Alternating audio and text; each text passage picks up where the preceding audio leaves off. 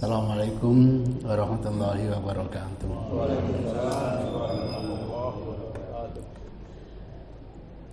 Innal hamdalillah nahmaduhu wa nasta'inuhu wa nastaghfiruh wa na'udzu billahi min shururi anfusina wa min sayyiati a'malina. May yahdihillahu fala mudilla lahu wa may yudlil fala hadiya lahu. Wa nusalli wa nusallim ala rasulil karim wa ala alihi wa sahabatihi wa man ihtada bihadihi ila yaumiddin. Rabbi shrah li sadri wa yassir li amri wa hlul 'uqdatam min lisani yafqahu qawli. Amma ba'du. Tema yang kita diskusikan pagi ini, bagaimana hukumnya orang yang umroh berkali-kali dalam satu perjalanan. Biasanya jamaah haji itu sekali pergi haji itu umroh sampai berkali-kali. Dan saya teringat bukan rombongan saya, masih satu kloter dengan rombongan saya. Waktu itu saya memandu 3 rombongan. Teman saya ini ada di rombongan keempat. Setiap hari itu saya saksikan selalu mengenakan kain ihram. Saya tidak boleh menilai teman saya ini dengan kacamata saya sendiri. Saya coba tanyakan, kok saya saksikan sampean ihraman terus? Bisa saja teman saya ini memang tidak takhallul. Sejak pertama kali mengenakan ihram itu, ihramnya bukan untuk haji tamattu, tetapi untuk haji ifrad atau haji qiran. Orang yang menjalani haji ifrad dan haji qiran itu, begitu sampai di Mekah, dia tidak boleh melepas ihramnya sampai selesai nanti manasik hajinya. Baru nanti kalau hajinya qiran, ya sa'inya untuk haji dan umrah. Tapi kalau hajinya ifrad, setelah tuntas ibadah haji, ihram lagi untuk menjalani umrah. Seperti yang dilakukan Aisyah sampai di Mekah bersama Rasul haid, sehingga tidak bisa ikut umrah bersama Rasulullah SAW. Orang haid tidak boleh tawaf di Ka'bah, disuruh membatalkan ihramnya. Tapi waktu haji, Aisyah ikut hajian bersama Rasul karena Rasul dawuh, if'ali kama yaf'alul hajj, kerjakan seperti kaum laki-laki itu. Jadi orang walaupun haid boleh ihram untuk haji. Walaupun satu yang belum boleh adalah tawaf di Ka'bah, tawaf ifadah tentunya. Alhamdulillah,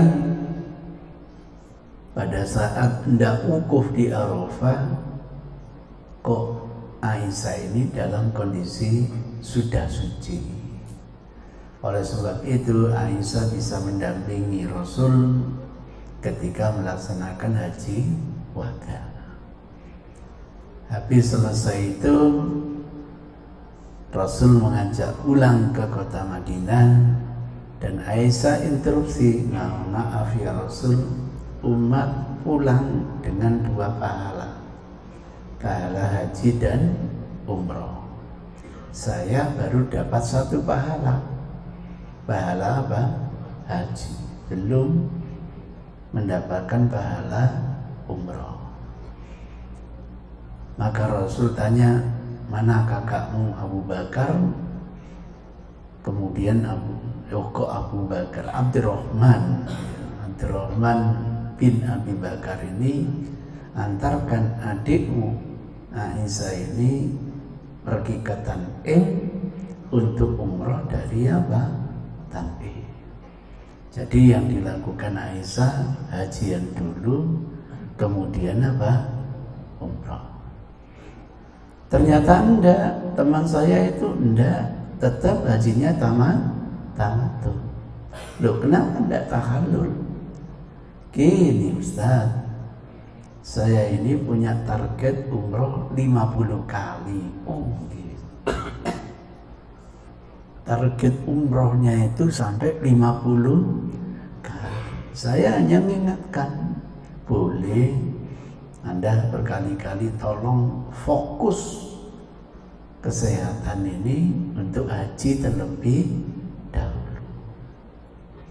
Nanti kalau sudah sukses ibadah haji sampai umroh 50 kali juga tidak masalah. Dihitung-hitung tidak cukup Ustaz.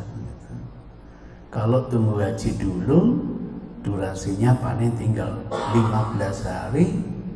Kalau satu hari umrohnya 2 kali, hanya targetnya 30. Oh gitu. Ya sudah, kita akan hanya memberi masukan saja. Masya Allah, Bapak Ibu, belum dapat 10 umroh ngeblak dan tidak sadarkan diri. Sampai hari wukuf di Arafah tetap belum sadar. Akhirnya disafari wukufkan, dibawa pakai ambulan untuk wukuf di Arafah. Sampai di situ. Alhamdulillah, setelah haji selesai baru sadar. Kemudian ngomong kepada saya, Ustaz, hajian saya tahun ini saya anggap gagal. Loh, enggak, wong Anda sudah wukuf di Arafah. Gitu. Menurut saya, wukuf saya tidak sadar. Gitu. Maka saya menghukumi apa? Batal. Ya tidak apa-apa. Kalau saudara menghukumi batal. Mohon doanya Ustaz, saya bisa hajian lagi. Gitu. Ya, saya doakan. Gitu. Ada Pak Yai yang tanya saya, sampai tiap tahun bisa berangkat haji itu apa rahasianya? Gitu. Tidak ada yang rahasianya. Tidak mungkin. Gitu. Akhirnya ya saya ngaku. Gitu. Rahasianya hanya satu. Saya ketika tawaf wada, tidak saya niati tawaf wada. Gitu. Sebab nanti niat tawaf wada selama-lamanya tidak balik lagi. Gitu. Saya niati tawaf pamitan dan berdoa mudah-mudahan bisa pergi haji lagi. Gitu. Iya gitu. Nanti kalau niatnya tawaf wada nggak balik mana ya. Wada itu perpisahan. Saya niati tawaf pamitan, berdoa mudah-mudahan bisa datang lagi. Tapi ya ada syarat tambahan, punya KPIU. Kalau enggak, ya enggak bisa. Karena hajinya itu haji soke, haji disonggo akeh, itu ceritanya. Nah itu yang nggak bisa saya. Jadi itu ceritanya. Alhamdulillah akhirnya entah berapa tahun berikutnya bisa pergi malah sekeluarga. Itulah Bapak Ibu rahasianya. Kalau kita sudah punya niat, punya azimah, Allah itu akan menolong. Karena dia akan menolong agama Allah gitu. Pasti akan ditolong oleh Allah. Tidak tahu caranya Allah gimana.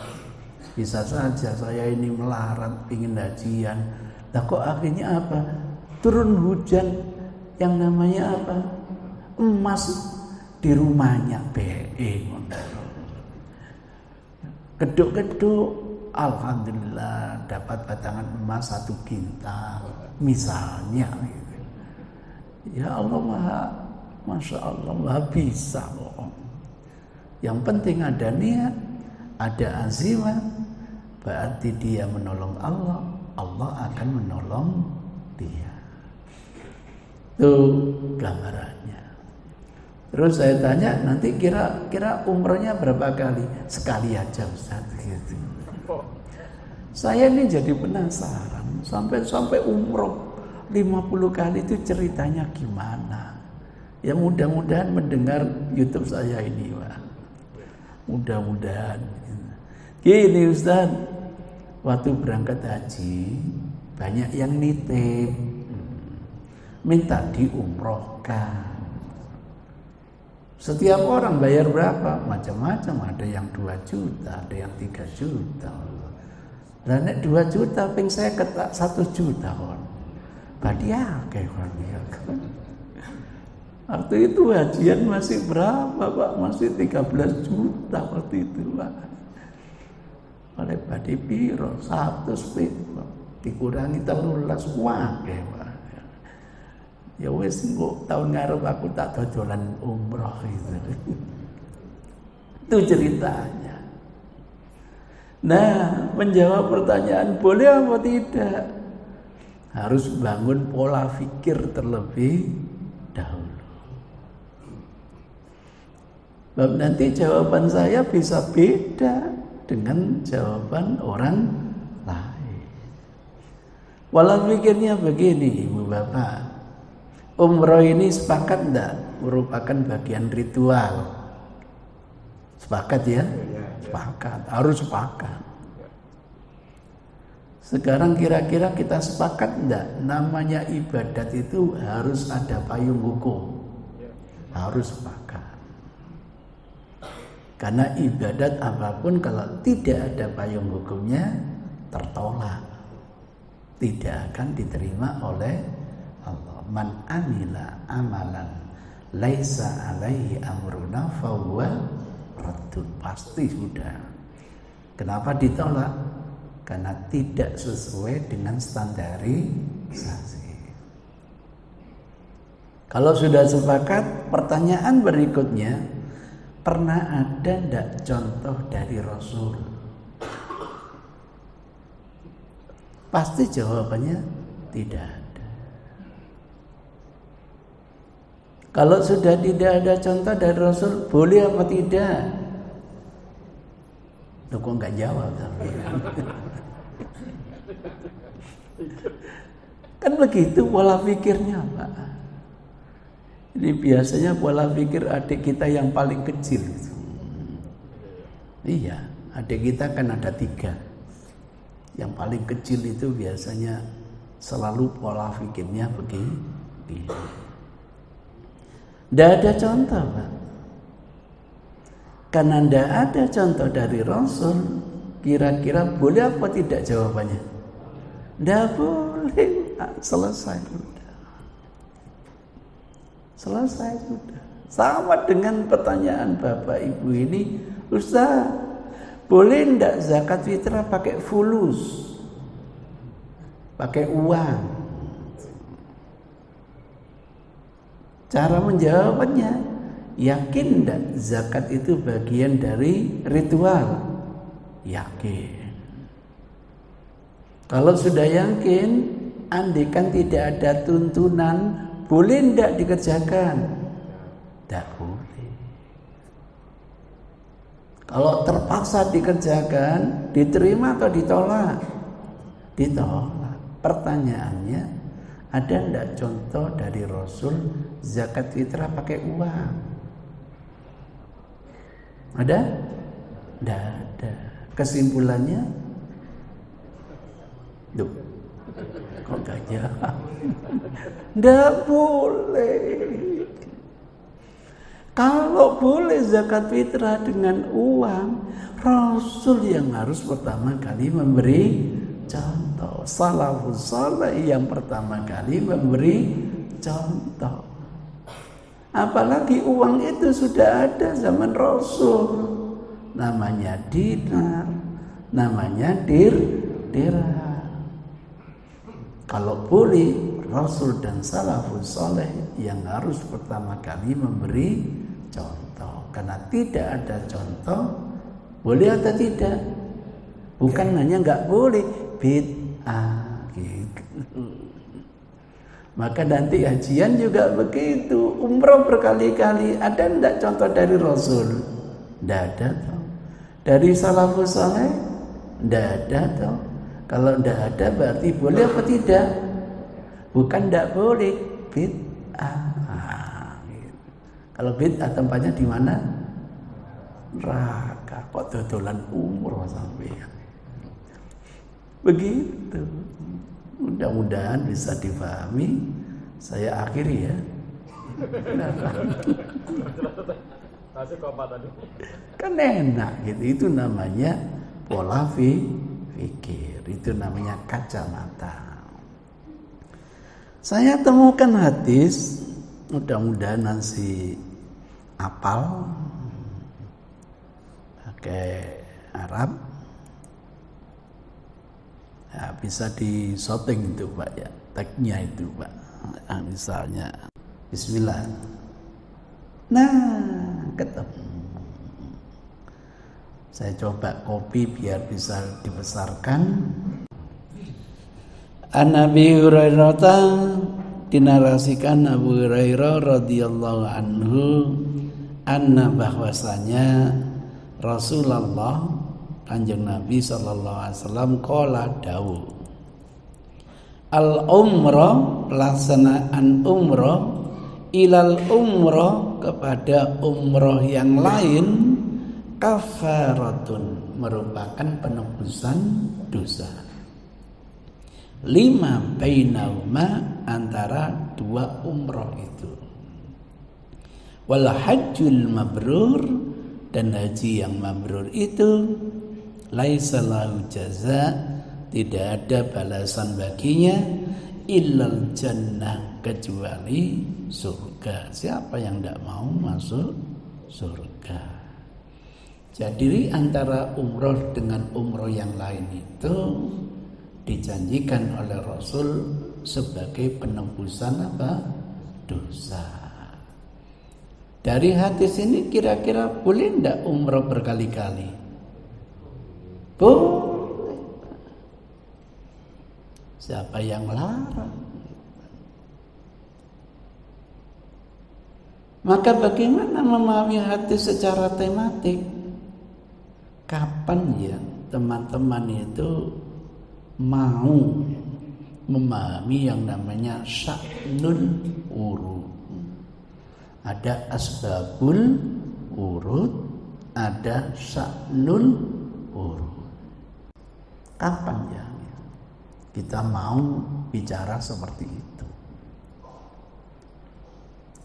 Seumur hidup Rasulullah hajian berapa kali? Satu kali.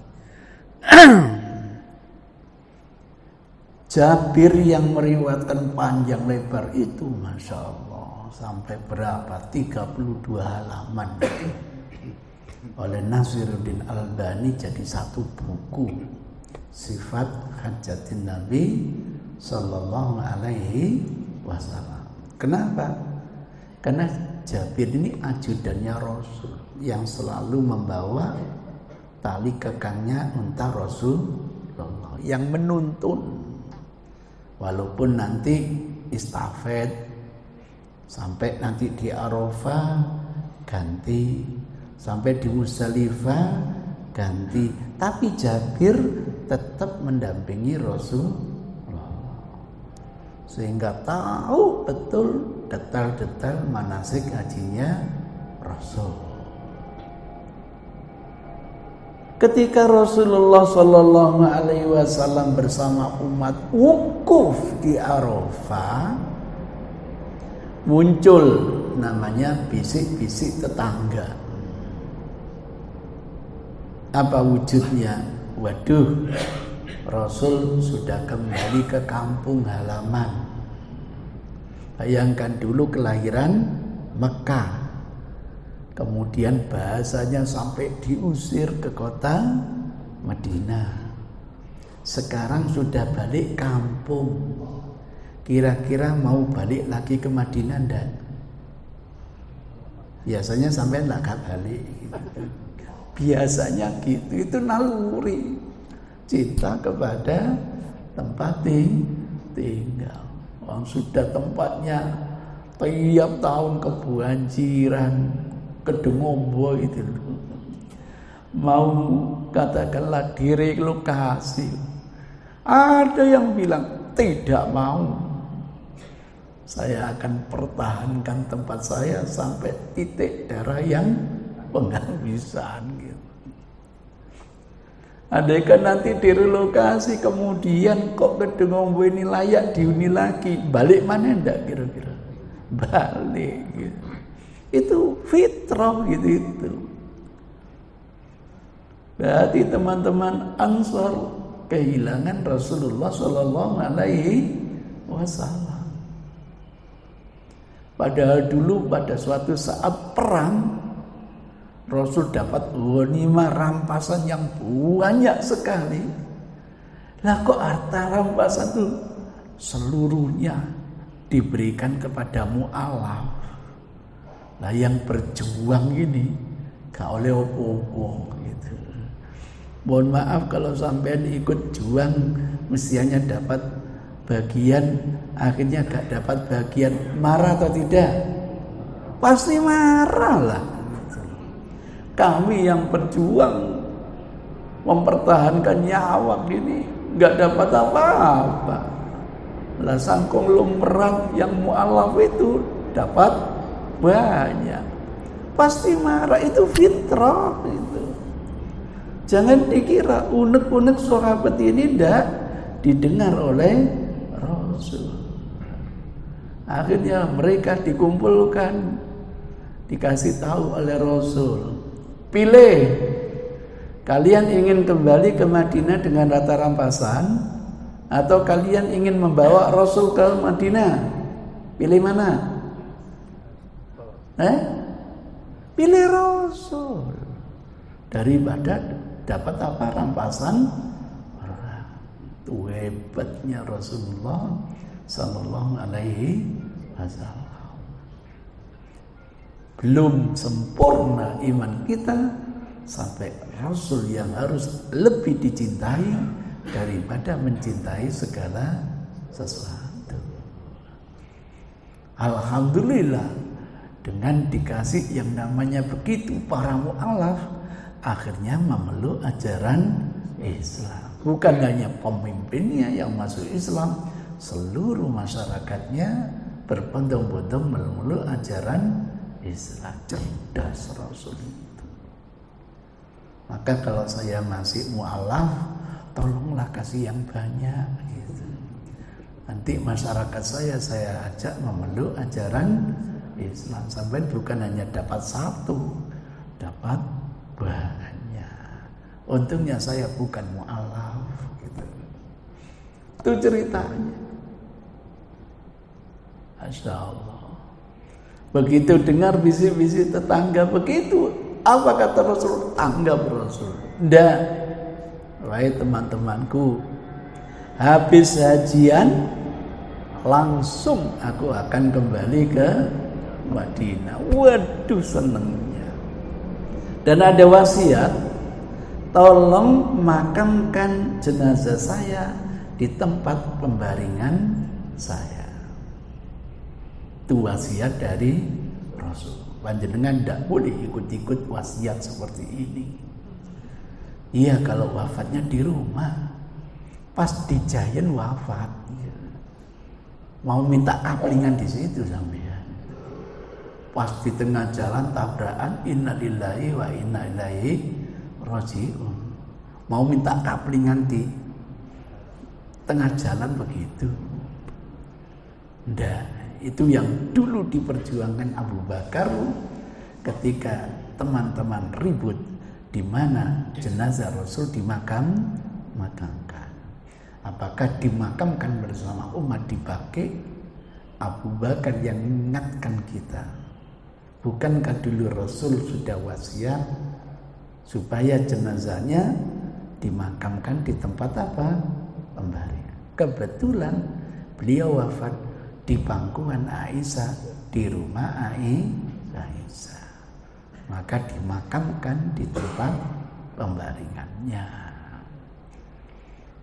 Ini jangan dianggap sunnah yang harus diikuti gitu. Akhirnya bapak kita wafat sesuai dengan Rasul, makamkan di bilik paling depan. Kalau tamu masuk gak wani gitu. Itu ceritanya. Insyaallah gitu. Seneng kita. Nah, akhirnya tahu gimana haji wadaknya Rasul. Tanggal 8, tanggal 6 sampai di Mekah. 6 Dzul Hijjah.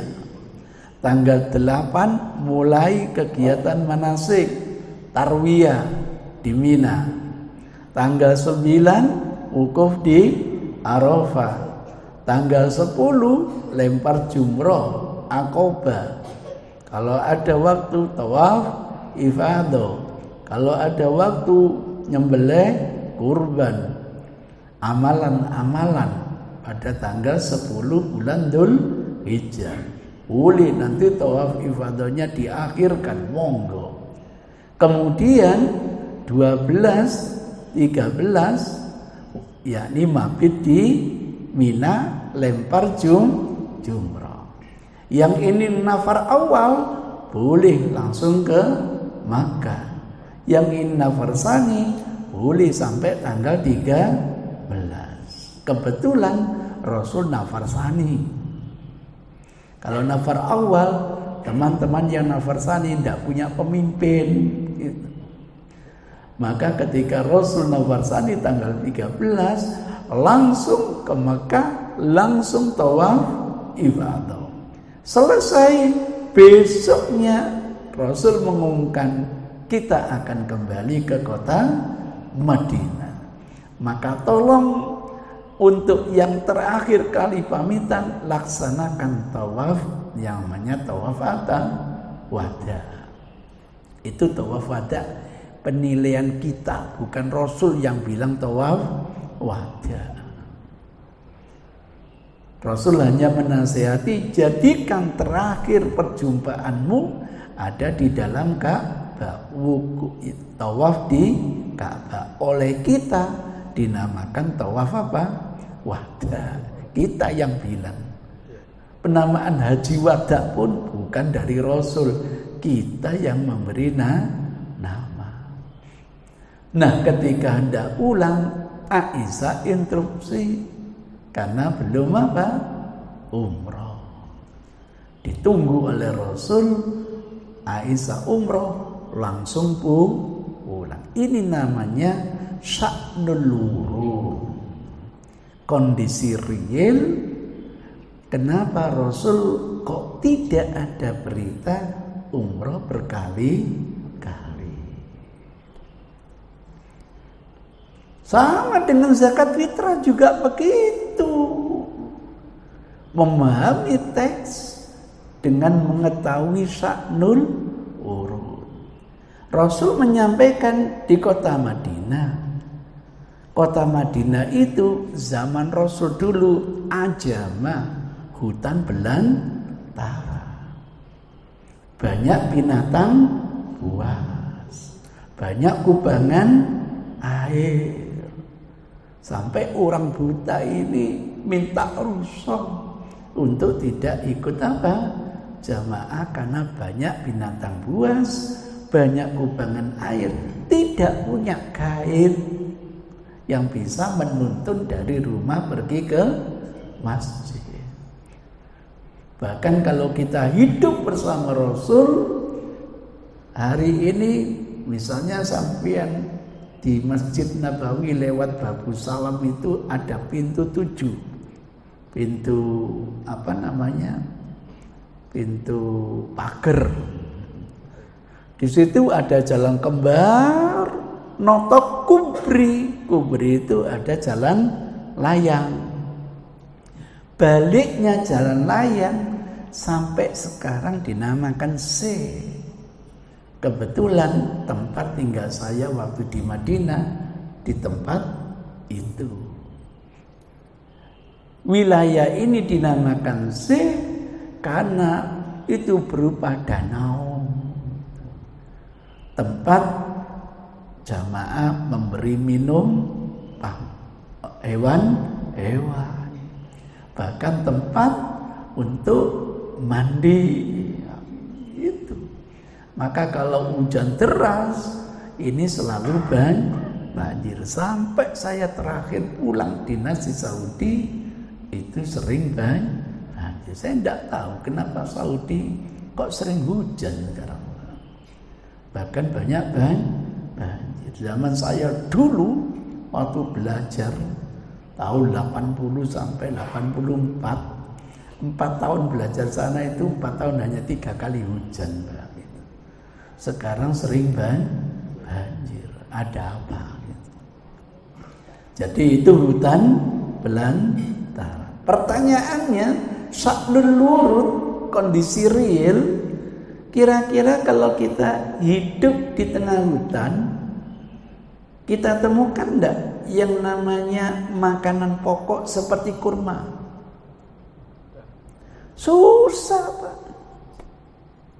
Susah mencari makanan. Perkebunan kurma itu ada di balik gunung, di wilayah Kuba. Makanya penduduk Kuba itu mendapatkan tazkiyah dari Allah. Karena mereka tempatnya subur, banyak air, tidak pernah tayammum. Diabadikan itu di dalam Al-Quran. Lah stok makanan yang di dalam Madinah itu dari mana? Stok dari Kuba. Maka andekan di tengah hutan kita ini ada makanan murah atau mahal? Mahal, Pak. Itu namanya sya'nul wurud. Kondisi real. Pingin detailnya? Coba yang namanya zakatnya unta itu berapa ekor? 5 ekor.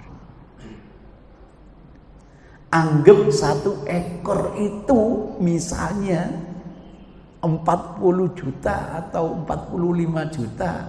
Sudahlah 40 juta. Ketemu berapa, Pak? 200.000. Nisabnya kambing 40 ekor. Andaikan 1 ekor berapa harganya, Pak? 3 juta kecil sekarang, Pak. Katakanlah 4 juta. 4 kali 40 ketemu berapa, Pak? 160 juta. Tolong bantu dihitung. 200 juta ini kalau dirupakan makanan, nisabnya makanan 5 pikul. Anggap 1 pikul 1 kuintal. Berarti 200 juta itu kalau dibelikan makanan, dirupakan makanan menjadi 5 kuintal, 1 kilonya harganya berapa? Ayo dihitung. 200 juta dibagi 500.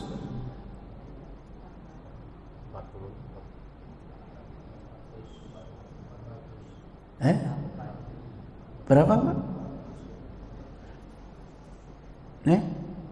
200 juta diporo 500. 800.000. Kalau misalnya 1 sok itu 3 kilo, 800.000 kali 3 berapa? 1 8 ping 3 palikur. Berarti 240.000. Tuh, dikasih uang 240.000. Kira-kira kanggo tuku manganan gampang atau sulit? Sulit banget, sulit karena kita ada di tengah hutan. Padahal substansi zakat fitrah untuk makanan. Zakatul fitri tu'matan lil masakin. Besok hari raya, namanya saja hari raya fitri, boleh diartikan futur. Hari raya harus makan, tidak boleh puasa. Boleh dinamakan kesucian, tidak apa-apa. Intinya nggak boleh berpuasa di hari raya Idul Fitri. Kenapa kita kasih? Biar tidak ada yang minta-minta karena tidak bisa makan. Itu ceritanya. Itu maqasid syariah. Sekarang mohon maaf ya Pak ya. Misalnya bapak-bapak ini kumpulan orang-orang yang berhak menerima zakat fitrah. Karena mu'alaf semua. Gitu. Sudah mu'alaf, miskin semua. Gitu. Sudah miskin malah fakir lagi. Bapak-bapak, ibu-ibu yang merasa berhak menerima zakat fitrah, saya tanya, besok hari raya Idul Fitri tak kasih uang 250.000 atau beras 3 kilo. Milih ndi? Loh kok enggak milih? Milih beras atau uang? Siapa sih milih beras? Loh kenapa milih uang? Kondisinya beda. Bedanya apa? Kalau kita hidup bersama Rasul, zakat fitrah berupa makanan itu wujudnya apa? Kurma makleb kayak sosis. Dikasih rutop makleb kayak sosis. Dikasih zabib makleb kayak sosis. Nah sampean dikasih beras, ayo ngomong makleb gitu. Memang bebek apa? Butuh proses. Sebagian dijual untuk beli gasnya. Sebagian dijual harus untuk beli lauknya. Sebagian dijual untuk bikin kuahnya. Sebagian ribet. Enak dikasih duit Ustaz. Kenapa dikasih duit? Hari raya Ustaz, biasanya di warung remang-remang. Dengan uang kami berani makan di warung Padang. Biasanya Ustaz di warung pojokan. Gara-gara uang berani di warung tengah. Hari raya datang suruh makan, tinggal duduk manis, tunjuk aku bikin ini, aku pengen ini, makleb kari bayar, enak ngono dibayar. Tinggal milih, makan, tinggal bayar. Nah, kira-kira lebih efektif menggunakan uang atau makanan? Maka ulama itu mencoba. Di suatu saat zakat fitrah kalau dikasih uang masih tidak bisa makan, sulit cari makan. Lebih baik cari memberi makanan. Tapi di saat dengan uang orang gampang untuk makan, kira-kira kan lebih efektif zakat fitrah itu bukan dengan beras, tapi dengan apa? Uang. Itu namanya sya'nul urus. Seperti itu menjawab, boleh ndak Ustaz umroh berkali-kali? Lah Rasul langsung pulang. Nah kita masih menunggu 20 hari bro. Masa ndak boleh? Ayo konco-konco ke Girona yuk. Kalau sendiri-sendiri nanti mahal karena ndak ada transportasi khusus. Harus naik taksi PP biasanya 200. Yuk patungan wong 10 yuk. Nek 200 dibagi 10 hanya 2 untuk. Bismillah. Ke Girona, ambil mikot di Girona untuk umrah.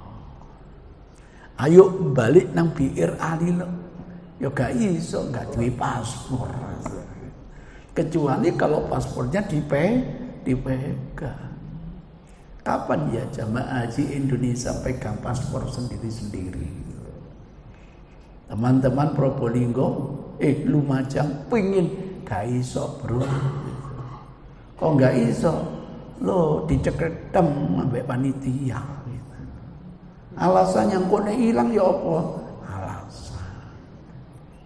Karena diceketem, saiki kudu nurut tak telekene ya. Alhamdulillah harus begitu. Terlalu jauh, banyak minum pil sabar gitu. Lain dengan Malaysia, ditempatkan agak jauh nggak mau. Maka kalau saya biro travel di Madinah punya hotel banyak, ini baik dekat dengan Masjid Nabawi, ini jauh. Yang dekat-dekat itu untuk Malaysia.